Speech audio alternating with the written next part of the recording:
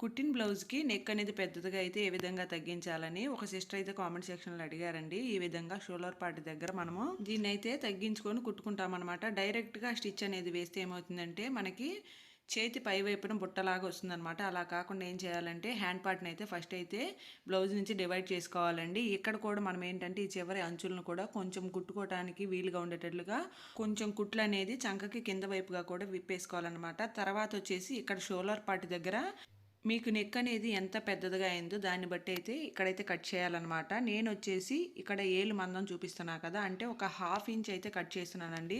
మీకు ఎంత అయితే పెద్దదైందో దాన్ని బట్టి మీరైతే కటింగ్ అయితే చేసేసుకోండి. చేసుకున్న తర్వాత ఈ షోల్డర్స్ అయితే రెండు కూడా జాయింట్ అనేది చేసేయాలన్నమాట. ఈ విధంగా నీట్గా జాయింట్ చేసి ఓవర్లాక్ అనేది చేసేయండి.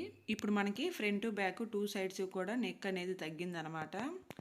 ఈ విధంగా చేసుకున్న తర్వాత హ్యాండ్ పార్ట్ని అయితే స్టిచ్చింగ్ అనేది చేసుకోవాలండి. ఈ ప్రాసెస్లో కనుక స్టిచ్ చేసుకుంటే మనకి ఏంటంటే గోడల మీద ఉబ్బెత్తుగా రాదనమాట. అదేవిధంగా నీట్గా కూడా ఉంటుందండి. మనం మరలా దీన్ని అయితే రిపేర్ చేసినట్లుగా కూడా అనిపించదు అనమాట. ఎంత బాగా కుట్టే వాళ్ళైనా సరే ఒక్కొక్కసారి ఈ ప్రాబ్లం అయితే ఫేస్ చేయాల్సి వస్తుందన్నమాట.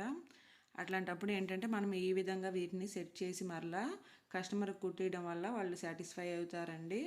కుట్టడమే కాదండి, కుట్టిన తర్వాత ఏదైనా ప్రాబ్లం వస్తే దాన్ని రిపేర్ చేయడం కూడా తెలియాలన్నమాట. ఈ విధంగా 2 హ్యాండ్ పార్ట్స్ కూడా స్టిచ్ చేసుకున్న తర్వాత ఓవర్లాక్ ఉంటే ఓవర్లాక్ చేసుకోండి. లేదంటే నార్మల్గానే సైడ్ అనేది హ్యాండ్ పార్ట్కి సైడ్ జాయింట్స్ అనేది చేసేయండి. మనము కింది వైపున కుట్లు అనేది విప్పాం కదా, అంతవరకు అయితే దగ్గరగా కుట్టు వెళ్ళేసి క్రాస్గా అయితే ఈ విధంగా తిప్పేసేయండి.